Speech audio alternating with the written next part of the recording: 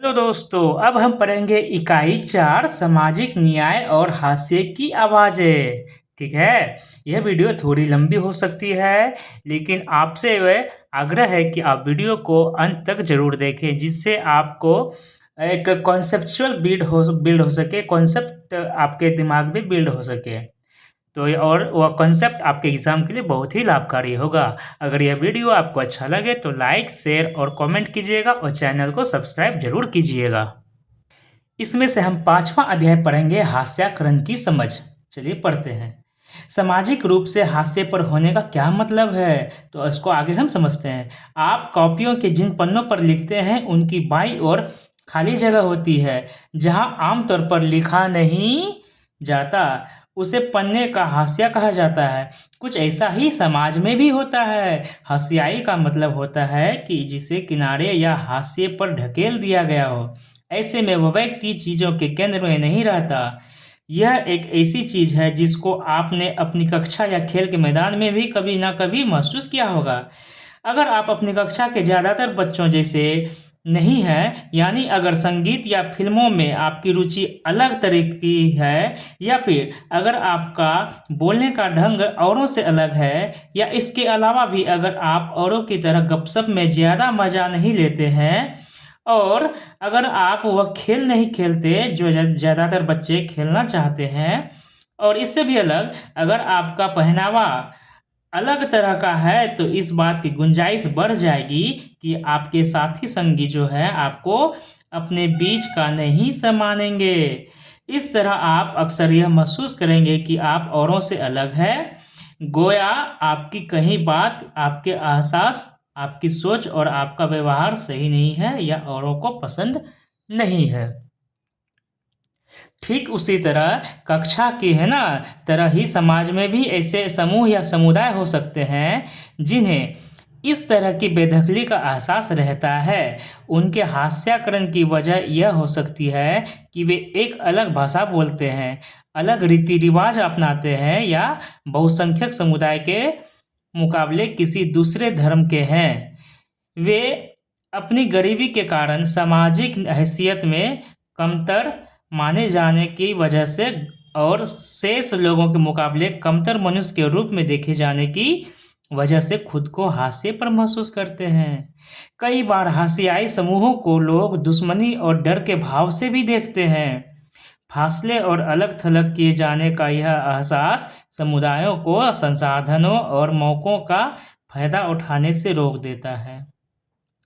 फलस्वरूप क्या होता है कि हंसियाई समूह अपने अधिकारों के लिए आवाज़ उठाने में चूक जाते हैं। उन्हें समाज के ऐसे ताकतवर और वर्चस्वशाली तबकों के मुकाबले शक्तिहीनता और पराजय का एहसास रहता है।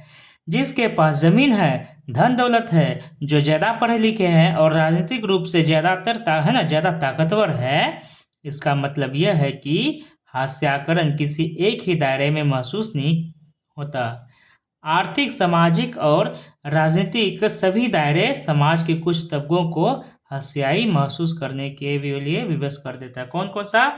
एक आर्थिक, सामाजिक और राजनीतिक सभी दायरे क्या है, समाज के कुछ तबकों को हाशियाई महसूस करने के लिए विवश करते हैं। इस अध्याय में आप दो ऐसे समुदाय के बारे में पढ़ेंगे जिन्हें आज भारत में सामाजिक रूप से हाशिए पर माना जाता है। चलिए पढ़ते हैं आदिवासी और हास्याकरण के बारे में। दिल्ली में एक आदिवासी परिवार है जिसमें से सोमा और हेलेन दादाजी के साथ बैठकर टेलीविज़न पर गणतंत्र दिवस की परेड देख रहे थे। उसी में से क्या होता है कि सोमा ने देखा कि वहाँ पर टीवी में आदिवासियों को एक नाव के रूप में है ना, उस उनका जो वेशभूषा होता है उन्हीं के रूप में दिखाया गया। तो उनका मन में सवाल आता है कि दादाजी, सभी आदिवासियों को ऐसे ही क्यों दिखाया जाता है? तो उन्होंने कहा कि हमारे आदिवासी सिर्फ नाचते गाते ही इसलिए क्यों दिखाई देते हैं? तो इसके जवाब देता है। तो उनका दादाजी उनको समझाते हैं कि जब हम तुम्हारे उम्र के ही थे तो हम भी वहाँ उड़ीसा के में रहा करते थे। ठीक है, वहीं की बात कही जा रही है। जब वहाँ रहते थे ये लोग तो वहाँ पर अचानक कुछ अफसर आते हैं और इनके जगह को उजाड़ने की बात, जंगलों को काटने की बात करते हैं। तो इन सब ने पूछा तो ऐसा क्यों कर रहे हैं? तो उन्होंने बताया कि उसके नीचे कुछ भंडार है, खनिज के भंडार है। ठीक है, तो बोला हम नहीं जाएंगे यहाँ से, इनके दादाजी सब ने। तो उधर से सरकार कहता है कि इसके बदले आपको रोजगार दिया जाएगा, शहरों में बसने के लिए ज़मीन जगह दिया जाएगा, रहने का घर दिया जाएगा। लेकिन कुछ मुट्ठी भर लोगों को ही ऐसा सुविधा मिला था। ठीक है, यही बातें इसमें दिया गया है। ठीक है, अभी आपने पढ़ा कि किस तरह दादू को उड़ीसा का गांव, अपना गांव छोड़ना पड़ा। दादू की कहानी हमारे देश के लाखों आदिवासियों की कहानी से मिलती जुलती है। इस समुदाय के हस्तांतरण के बारे में आप इस अध्याय में और विस्तार से पढ़ेंगे। चलिए पढ़ते हैं। आदिवासी कौन है? आदिवासी शब्द का मतलब होता है मूल निवासी। ये ऐसे समुदाय हैं जो जंगलों के साथ जीते आए हैं और आज भी उसी तरह जी रहे हैं। भारत की लगभग 8% आबादी आदिवासी की है। भारत के लगभग कितने प्रतिशत? 8% आबादी क्या है? आबादी आदिवासियों की है। देश के बहुत सारे महत्वपूर्ण खनन एवं औद्योगिक क्षेत्र आदिवासी इलाकों में ही है। जमशेदपुर, राउरकेला, बोकारो और भिलाई का नाम आपने सुना होगा। आदिवासियों की सारी आबादी एक जैसी नहीं है। भारत में 500 से ज़्यादा तरह के आदिवासी समूह हैं। भारत में 500 से ज़्यादा तरह के क्या है? आदिवासी समूह है। छत्तीसगढ़, झारखंड, मध्य प्रदेश, उड़ीसा, गुजरात, महाराष्ट्र, आंध्र प्रदेश, राजस्थान, आंध्र प्रदेश है ना, पश्चिम बंगाल तथा उत्तर पूर्व के अरुणाचल प्रदेश, असम, मणिपुर, मेघालय, मिजोरम, नागालैंड एवं त्रिपुरा आदि राज्यों में आदिवासियों की संख्या काफ़ी ज़्यादा है। अकेले उड़ीसा में ही 60 से ज़्यादा अलग अलग जनजातीय समूह है ना। उड़ीसा में कितने? 60 से ज़्यादा जनजातीय समूह है। आदिवासी समाज औरों से बिल्कुल अलग दिखाई देते हैं क्योंकि उनके भीतर ऊंच नीच का फर्क बहुत कम होता है। इसी वजह से ये समुदाय जाति वर्ण पर आधारित समुदायों या राजाओं के शासन में रहने वाले समुदायों से बिल्कुल अलग होते हैं, है ना। आदिवासियों को जनजाति भी कहा जाता है। आदिवासी के बहुत सारे जनजातीय धर्म होते हैं। उनके धर्म इस्लाम, हिंदू, ईसाई आदि धर्मों से बिल्कुल अलग हैं। वे अक्सर अपने पुरखों की गांव और प्रकृति की उपासना करते हैं। प्रकृति से जुड़ी आत्माओं में पर्वत, नदी, पशु आदि की आत्माएं हैं। ये विभिन्न स्थानों से जुड़ी होती है और इसका वही निवास माना जाता है। ग्राम आत्माओं की अक्सर गांव की सीमा के भीतर निर्धारित पवित्र लता कुंजों में पूजा की जाती है, जबकि पुरखों की उपासना घर में ही की जाती है। आदिवासी अपने आसपास के बौद्ध और ईसाई आदि धर्मों व शाक्त, वैष्णव, भक्ति आदि पंथों से भी प्रभावित होते रहते हैं। लेकिन यह भी सच है कि आदिवासियों के धर्मों का आसपास के साम्राज्यों में प्रचलित प्रभुत्वशाली धर्मों पर भी असर पड़ता है। उड़ीसा का जगन्नाथ पंथ और बंगाल व असम की शक्ति एवं तांत्रिक परंपराएं इसी के उदाहरण हैं। उड़ीसा का जगन्नाथ पंथ और बंगाल व असम की शक्ति एवं तांत्रिक परंपराएं इसी के उदाहरण हैं। 19वीं सदी में बहुत सारे आदिवासियों ने ईसाई धर्म अपनाया, जो आधुनिक आदिवासी इतिहास के एक महत्वपूर्ण धर्म बन गया। आदिवासियों की अपनी भाषाएं रही है, उनमें से ज़्यादातर संस्कृत से बिल्कुल अलग और संभवतः उतनी ही पुरानी है। इन भाषाओं ने बांग्ला जैसी मुख्यधारा की भारतीय भाषाओं को गहरे तौर पर प्रभावित किया है। इनमें संथाली बोलने वालों की संख्या सबसे ज़्यादा है ना। आदिवासियों में संथाली बोलने वालों की संख्या सबसे ज़्यादा है। तो क्वेश्चन पूछ लिया जाएगा कि आदिवासियों के द्वारा सबसे ज़्यादा बोली जाने वाली भाषाएं कौन सी है? ऑप्शन में दे दिया जाएगा। तो ऑप्शन में हमारा संथाली होगा, तो वही टिक मारना है। अगर नहीं रहेगा तो इनमें से कोई नहीं। उनकी अपनी पत्रिकाएं निकलती है। इंटरनेट पर भी उनकी पत्रिकाएं मौजूद हैं। आदिवासी और प्रचलित छवियां, चलिए जानते हैं आदिवासी और उनकी प्रचलित छवियां क्या है। उनसे पहले ये पढ़ते, ये परंपरागत पोशाक है ना। यह जो देखा गया है, पोशाकों में सजे धजे जनजातीय समुदायों की तस्वीरें हैं। आमतौर पर आदिवासियों को इन्हीं रूपों में पेश किया जाता है। इसके आधार पर हमें यह गलतफहमी हो जाती है कि आदिवासी रंग बिरंगे और पिछड़े लोग हैं, है ना। इसी की बात वहाँ पर पहले दादू ने चर्चा किया था। चलिए आदिवासी और प्रचलित छवियाँ पढ़ते हैं। हमारे देश में आदिवासियों को एक खास तरह से पेश किया जाता रहा है। स्कूल के उत्सवों, सरकारी कार्यक्रमों या किताबों व फिल्मों में उन्हें सदा एक रूप में ही पेश किया जाता है। वे रंग बिरंगे कपड़े पहने, सिर पर मुकुट लगाए और हमेशा नाचते गाते दिखाई देते हैं। इसके अलावा हम उनकी जिंदगी की सच्चाइयों के बारे में बहुत कम जानते हैं। इसलिए बहुत सारे लोग इस गलतफहमी का शिकार हो जाते हैं कि उनका जीवन बहुत आकर्षक, पुराने किस्म का और पिछड़ा हुआ है। आदिवासियों पर यह आरोप भी लगाया जाता है कि वे आगे नहीं बढ़ना चाहते। बहुत सारे लोग पहले ही मान लेते हैं कि वे बदलाव या नए विचारों से दूर रहना चाहते हैं। कक्षा 6 की किताब में ना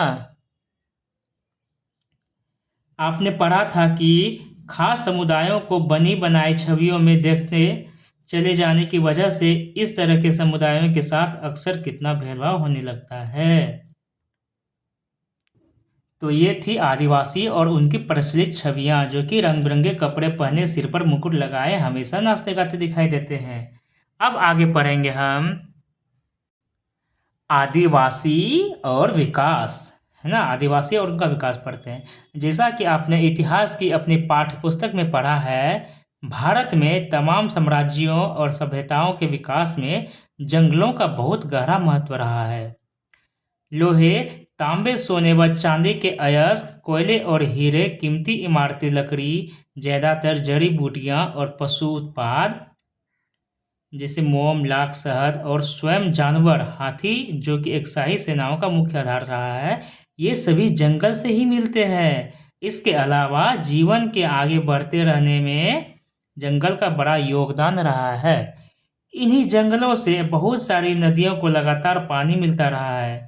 अब समझ में आ रहा है कि ये जंगल हमारी हवा और पानी की उपलब्धता और गुणवत्ता को भी गहरे तौर पर प्रभावित करते हैं।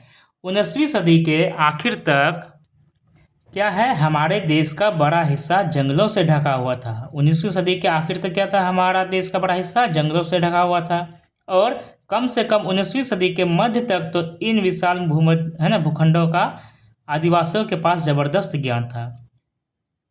इन इलाकों में इनकी गहरी पैठ थी। उनका जंगलों पर पूरा नियंत्रण भी था। इसलिए आदिवासी समुदाय बड़ी बड़ी रियासतों और रजवाड़ों के अधीन नहीं रहे, बल्कि बहुत सारे राज्य वन संसाधनों के लिए आदिवासियों पर निर्भर रहते थे। यह तस्वीर आदिवासियों की प्रचलित छवि से बिल्कुल अलग है। आज उन्हें हसियाई और शक्तिहीन समुदाय के रूप में देखा जाता है ना। आदिवासी को हसियाई और शक्तिहीन समुदाय के रूप में देखा जाता है। औपनिवेशिक शासन से पहले आदिवासी समुदाय शिकार और चीजें बीनकर आजीविका चलाते थे। वे एक जगह ठहरकर कम रहते थे।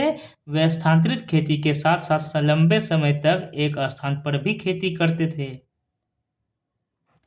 हालांकि ये परंपराएं अभी भी कायम है, लेकिन पिछले 200 सालों में आए आर्थिक बदलावों, वन नीतियों और राज्य व नीति उद्योगों के राजनीतिक दबाव की वजह से इन लोगों को बागानों, निर्माण स्थलों, उद्योगों और घरों में नौकरी करने के लिए ढकेला जा रहा है।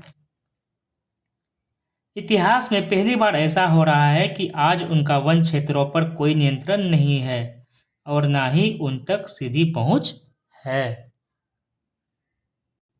चलिए, इस गुलाबी कलर के जो बॉक्स में दिया गया है उनको भी पढ़ते हैं, ये भी इम्पोर्टेंट है। झारखंड और आसपास के इलाकों के आदिवासी 1830 के दशक से ही बहुत बड़ी संख्या में भारत और दुनिया के अन्य इलाकों जैसे मॉरिशस, कैरिबियन और यहाँ तक कि ऑस्ट्रेलिया में वे जाते रहे हैं। भारत का चाय उद्योग असम में उनके श्रम के बूते ही अपने पैरों पर खड़ा हो पाया है। भारत का जो चाय उद्योग है जो असम में है, वो किसके बलबूते हुआ है, तो आदिवासियों के बूते। इस विस्थापन की कहानी भीषण कठिनाइयों, यातना, विरह और मौत की कहानी रही है। 19वीं सदी में उसी 19वीं सदी में ही इन पलायनों के कारण 5 लाख आदिवासी मौत के मुंह में जा चुके हैं। नीचे दिए गया गीत आदिवासियों की आकांक्षाओं और उसमें उनके वास्तविक हालात की वानगी पेश करता है। ठीक है, गीत है एक। चलिए आगे पढ़ते हैं। है ना। ये फोटो उड़ीसा के कालाहांडी जिले में स्थित न्यामगिरी पहाड़ी का है। न्यामगिरी कहाँ पर स्थित है? उड़ीसा में। कहाँ पर? तो कालाहांडी में। यह डोंगरिया कोंड नामक आदिवासी समुदाय का इलाका है। डोंगरिया कोंड नामक आदिवासी का किधर पाए जाते हैं? कालाहांडी, जो कि उड़ीसा में है, न्यामगिरी की पहाड़ी पर। न्यामगिरी इस समुदाय का पवित्र पर्वत है। एक बड़ी एल्यूमीनियम कंपनी यहाँ खान और शोधक संयंत्र लगाना चाहती है। यह योजना इस आदिवासी समुदाय को विस्थापित कर देगी। इस समुदाय के लोगों ने इस प्रस्तावित योजना का जमकर विरोध किया है। पर्यावरणवादी भी उनका समर्थन कर रहे हैं। सर्वोच्च न्यायालय में कंपनी के खिलाफ मुकदमा भी चल रहा है। तो चलिए अब आगे पढ़ते हैं। इमारती लकड़ी और खेती व उद्योगों के लिए विशाल वन्य भूमि है ना, वन भूमियों को साफ किया जा रहा है या किया जा चुका है। आदिवासियों के इलाके में खनिज पदार्थों और अन्य प्राकृतिक संसाधनों की भी भरमार रही है। इसलिए इन जमीनों को खनन और अन्य विशाल औद्योगिक परियोजनाओं के लिए बार बार छीना गया है। जनजातीय भूमि पर कब्जा करने के लिए ताकतवर गुटों ने हमेशा मिलकर काम किया है। काफ़ी बार उनकी जमीन जबरन छीनी गई है और निर्धारित प्रक्रियाओं का पालन बहुत कम किया गया है। सरकारी आंकड़ों से पता चलता है कि खनन परियोजना के कारण विस्थापित होने वालों में 50% से ज़्यादा केवल आदिवासी रहे हैं। आदिवासियों के बीच काम करने वाले संगठनों की एक ताज़ा सर्वेक्षण रिपोर्ट से पता चलता है कि आंध्र प्रदेश, छत्तीसगढ़, उड़ीसा, झारखंड में जो लोग विस्थापित हुए हैं उनमें से 79% आदिवासी थे। उनकी बहुत सारी जमीन देश भर में बनाए गए सैकड़ों बांधों के जलाशयों में डूब गई है ना। पूर्वोत्तर भारत में उनकी जमीन लंबे समय से सशस्त्र बलों और उनके बीच चलने वाले टकरावों से बिंधी है।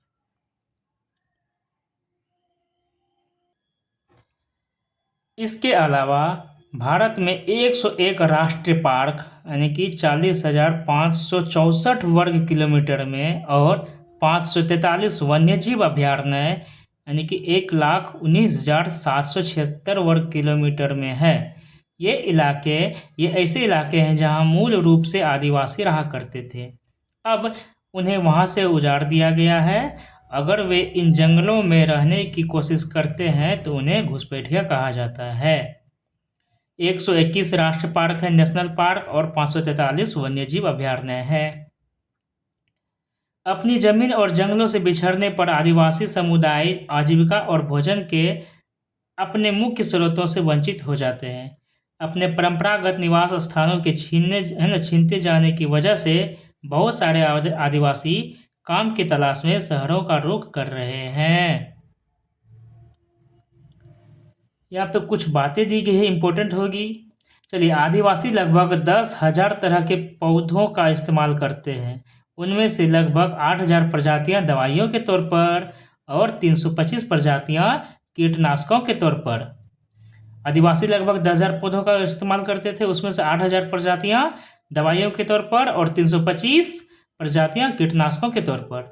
उसमें से 425 प्रजातियां गोंद, रेजिन और डाई के तौर पर और 550 प्रजातियां रेशों के लिए इस्तेमाल की जाती है और इनमें से 3500 प्रजातियां भोजन के रूप में इस्तेमाल होती है। जब आदिवासी समुदाय वन भूमि पर अपना अधिकार खो देते हैं तो ये सारी ज्ञान संपदा भी खत्म हो जाती है। समझे? तो चलिए आगे पढ़ते हैं। अपनी जमीन और जंगलों से बिछड़ने पर क्या हुआ था? वो लोग शहरों का रुख करते हैं। वहाँ उन्हें छोटे मोटे उद्योगों, इमारतों या निर्माण स्थलों पर बहुत मामूली वेतन वाली नौकरियां करनी पड़ती है। इस तरह वे गरीबी और लाचारी के जाल में फंसते चले जाते हैं। ग्रामीण इलाकों में 45% और शहरी इलाकों में 35% आदिवासी समूह गरीबी की रेखा से नीचे गुजर बसर करते हैं। ग्रामीण इलाकों में 45% और शहरी इलाकों में 35%, है ना, आदिवासी समूह गरीबी रेखा से नीचे गुजर बसर करते हैं। इसकी वजह से वे कई तरह के अभावों का शिकार हो जाते हैं। उनके बहुत सारे बच्चे कुपोषण के शिकार रहते हैं। आदिवासियों के बीच साक्षरता भी बहुत कम है। जब आदिवासियों को उनकी ज़मीन पर है ना पर से हटाया जाता है तो उनकी आमदनी के स्रोत के अलावा और भी बहुत कुछ है जो हमेशा के लिए नष्ट हो जाता है। वे अपनी परंपराएं और रीति रिवाज गंवा देते हैं जो कि उनके जीने और अस्तित्व का स्रोत है। उड़ीसा में एक रिफाइनरी परियोजना के कारण विस्थापित हुए गोविंद मारन कहते हैं कि उन्होंने हमारी खेती की ज़मीन छीन ली, बस थोड़े से मकान छोड़ दिए हैं।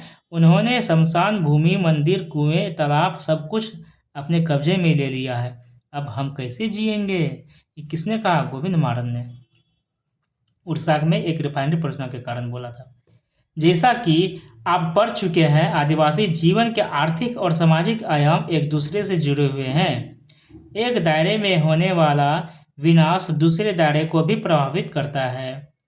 उनके संसाधनों के लिए होने वाले छीना झपटी और विस्थापन की यह प्रक्रिया अक्सर दर्दनाक और हिंसक होती है। तो इस प्रकार हो गया। अब हम पढ़ेंगे अल्पसंख्यक और हास्याकरण के बारे में। अभी हमने पढ़ा कि आदिवासी और हास्याकरण के बारे में, तो इसमें से दो थे ना हास्याकरण के मुद्दों में। अब पढ़ते हैं अल्पसंख्यक और हास्याकरण। इकाई 1 में आपने पढ़ा थी कि मौलिक अधिकारों के जरिए हमारा संविधान धार्मिक और भाषाई अल्पसंख्यकों को सुरक्षा प्रदान करता है। आपकी राय में इन अल्पसंख्यक समुदायों को ये सुरक्षाएं क्यों मुहैया कराई जा रही है? अल्पसंख्यक शब्द आमतौर पर ऐसे समुदाय के लिए इस्तेमाल किया जाता है जो संख्या की दृष्टि से बाकी आबादी के मुकाबले बहुत कम है। लेकिन यह अवधारणा केवल संख्या के सवाल तक ही सीमित नहीं है। इसमें न केवल सत्ता और संसाधनों तक सीमित पहुंच जैसे मुद्दे जुड़े हुए हैं, बल्कि इसके सामाजिक व सांस्कृतिक आयाम भी होते हैं।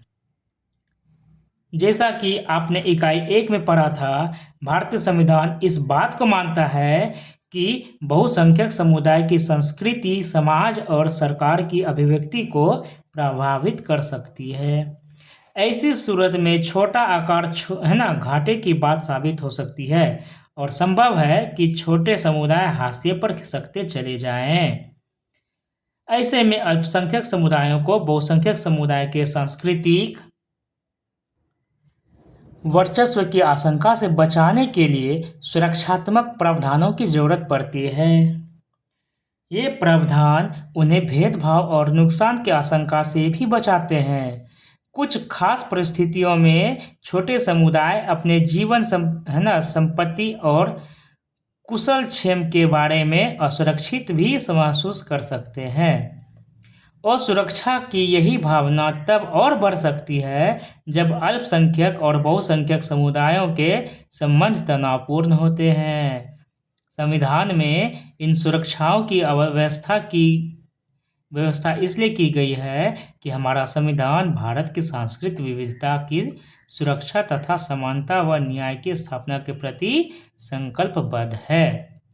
जैसा कि आप अध्याय 5 में पढ़ चुके हैं, कानून को कायम रखने और मौलिक अधिकारों को साकार करने में न्यायपालिका एक अहम भूमिका निभाती है। अगर किसी भी नागरिक को ऐसा लगता है कि उसके मौलिक अधिकारों का हनन हो रहा है तो वह अदालत में जा सकता है। आइए अब इन प्रावधानों की रोशनी में मुसलमानों के संदर्भ में हास्याकरण को समझें।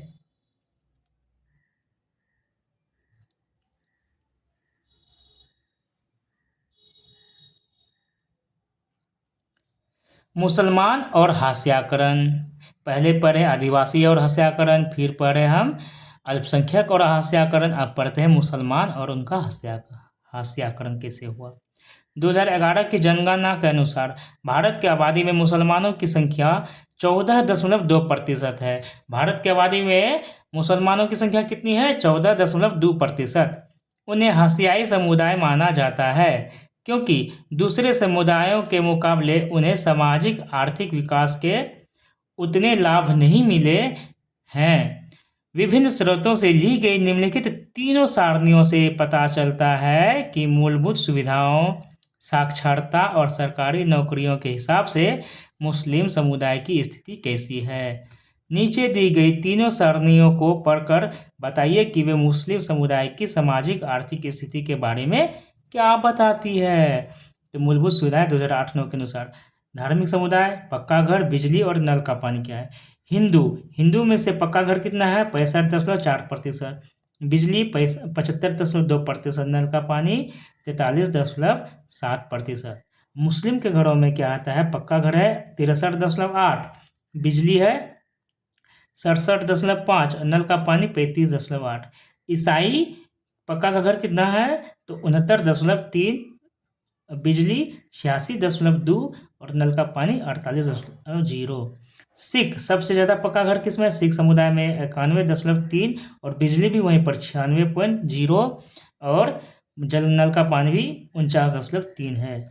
स्रोत India human development report 2011, toward social inclusion, Oxford university Paris for institute of applied man power research योजना आयोग, भारत सरकार, नई दिल्ली।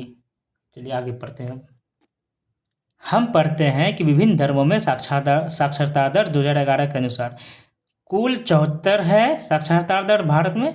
हिंदू में 63, मुस्लिम में 57, ईसाई में 74, सबसे ज़्यादा तो नहीं, सिख में 67, बौद्ध में 71, जैन में सबसे ज़्यादा 86 है। सूरत भारत की जनगणना 2011 के अनुसार ये बताया जा रहा है। किन समुदाय की साक्षरता दर सबसे ज़्यादा और सबसे कम है? सबसे ज़्यादा तो जैन की है और सबसे कम मुस्लिम की है। चलिए, सरकारी नौकरी में मुसलमानों का प्रतिशत, आबादी 13.5% है ना। भारतीय प्रशासनिक सेवा में 3, IPS में 4, IFS में 1.8%, केंद्र सार्वजनिक क्षेत्र इकाई यानी कि PSU में 3.3, राज्य स्तर PSU में 10.8, बैंक एवं रिजर्व बैंक में 2.2। ये स्रोत कहाँ से लिया गया है? तो भारत में मुस्लिम समुदाय की सामाजिक, आर्थिक एवं शैक्षणिक स्थिति प्रधानमंत्री की उच्च स्तरीय समिति की रिपोर्ट है 2006 के अनुसार। ये आंकड़े क्या बताते हैं? चलिए आगे पढ़ते हैं। इस बात को ध्यान में रखते हुए कि मुसलमान विकास के विभिन्न संकेतकों पर पिछड़े हुए हैं, सरकार ने 2005 में एक उच्च स्तरीय समिति का गठन किया। न्यायमूर्ति राजिंदर सच्चर की अध्यक्षता में बनाई गई इस समिति ने भारत में मुस्लिम समुदाय की सामाजिक, आर्थिक और शैक्षणिक स्थिति का जायजा लिया। किसके अध्यक्षता में? तो न्यायमूर्ति राजिंदर सच्चर के अध्यक्षता में 2005 में। रिपोर्ट में इस समुदाय के हास्याकरण का विस्तार से अध्ययन किया गया है। समिति की रिपोर्ट से पता चलता है कि विभिन्न सामाजिक एवं आर्थिक तथा राजनीतिक संकेतकों के हिसाब से मुसलमानों की स्थिति अनुसूचित जाति और अनुसूचित जनजाति जैसे अन्य हाशियाई समुदाय से मिलती जुलती है। उदाहरण के लिए 7 से 16 साल की उम्र के मुस्लिम बच्चे अन्य सामाजिक धार्मिक समुदाय के बच्चों के मुकाबले औसतन काफ़ी कम साल तक ही स्कूली शिक्षा ले पाते हैं। मुसलमानों के आर्थिक व सामाजिक हास्याकरण के कई पहलू हैं। दूसरे अल्पसंख्यकों की तरह मुसलमानों के भी कई रीति रिवाज और व्यवहार मुख्यधारा के मुकाबले काफ़ी अलग है। सब नहीं, लेकिन कुछ मुसलमानों में बुर्का, लंबी दाढ़ी और फैज टोपी का चलन दिखाई देता है। बहुत सारे लोग सभी मुसलमानों को इन्हीं निशानियों से पहचानने की कोशिश करते हैं, इसी कारण अक्सर उन्हें अलग नज़र से देखा जाता है। कुछ लोग मानते हैं कि वे हम बाकी लोगों जैसे नहीं हैं। अक्सर यही सोच उनके साथ गलत व्यवहार करने और भेदभाव का बहाना बन जाती है। मुसलमानों के इसी सामाजिक हास्याकरण के कारण कुछ स्थितियों में वे जिन इलाकों में पहले से रहते आए हैं वहां से निकलने लगे हैं, जिससे अक्सर उनका घोटोआइजेशन है ना, घोटोआइजेशन है होने लगता है। घोटोआइजेशन है, घेटोआइजेशन होने लगता है। कभी कभी यही पूर्वाग्रह घृणा और हिंसा को जन्म देता है। इस अध्याय के उपरोक्त भाग में हमने देखा कि मुसलमानों के आर्थिक और सामाजिक हास्याकरण के बीच गहरा संबंध है। इसी अध्याय में पीछे आपने आदिवासियों की स्थिति के बारे में भी पढ़ा। 7वीं कक्षा में आप भारत में औरतों की असमान स्थितियों के बारे में पढ़ चुके हैं। इन सारे समूहों के अनुभवों से पता चलता है कि हास्याकरण एक जटिल परिघटना है, जिससे निपटने के लिए कई तरह की रणनीतियाँ, साधनों और सुरक्षाओं की जरूरत होती है। इसका मतलब है कि संविधान द्वारा परिभाषित अधिकारों और इन अधिकारों को साकार करने वाले कानूनों व नीतियों की रक्षा में हम सभी की बराबरी जिम्मेदारी बनती है। इनके बिना ना तो हम उस विविधता की रक्षा कर पाएंगे जो हमारे देश को एक अनूठी छटा देती है, और ना ही समानता के प्रति राज्य की प्रतिबद्धता को साकार कर पाएंगे। अब इसका कंक्लूजन है कि निष्कर्ष क्या निकालता है, उनको पढ़ते हैं। इस अध्याय में हमने यह समझने का प्रयास किया कि हाशियाई समुदाय होने का क्या मतलब होता है। हमने विभिन्न हाशियाई समुदायों के अनुभवों के जरिए इस बात को समझने का प्रयास किया है ना। इन समुदायों के हाशिए पर रह जाने के अलग अलग कारण हैं। प्रत्येक समुदाय अपने अलग अलग तरह से महसूस भी करता है। हमने यह भी देखा है कि हास्याकरण का संबंध अभाव, पूर्वाग्रह और शक्तिहीनता के एहसास से जुड़ा हुआ है। हमारे देश में कई और भी हाशियाई समुदाय हैं। दलित भी इसी तरह का एक समुदाय है। इस समुदाय के बारे में हम अगले अध्याय में विस्तार से पढ़ेंगे। हास्याकरण से कमजोर सामाजिक हैसियत ही नहीं पैदा होती, बल्कि शिक्षा व अन्य संसाधनों तक पहुंच भी बराबर नहीं मिल पाती है। हास्याकरण का एक ये निगेटिव बातें हैं। इसके बावजूद हाशियाई समुदाय का जीवन भी बदला जा सकता है और बदलता है। कोई भी हमेशा एक ही तरह से हाशिए पर नहीं रहता। अगर हम हास्याकरण के इन उदाहरणों पर ध्यान दें तो पाएंगे कि इन दोनों समुदायों के पास संघर्ष और प्रतिरोध का एक लंबा इतिहास रहा है।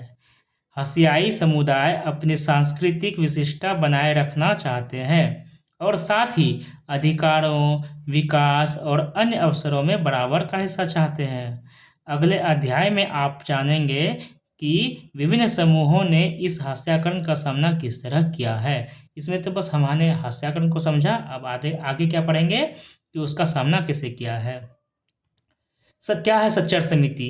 तो इस प्रकार हमारा ये चैप्टर समाप्त हो गया, लेकिन ये पढ़ते हैं सच्चर समिति के बारे में।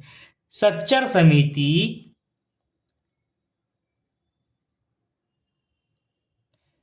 रिपोर्ट ने मुसलमानों के बारे में प्रचलित दूसरी गलतफहमियों को भी उजागर कर दिया है। आमतौर पर माना जाता है कि मुसलमान अपने बच्चों को सिर्फ मदरसों में भेजना चाहते हैं।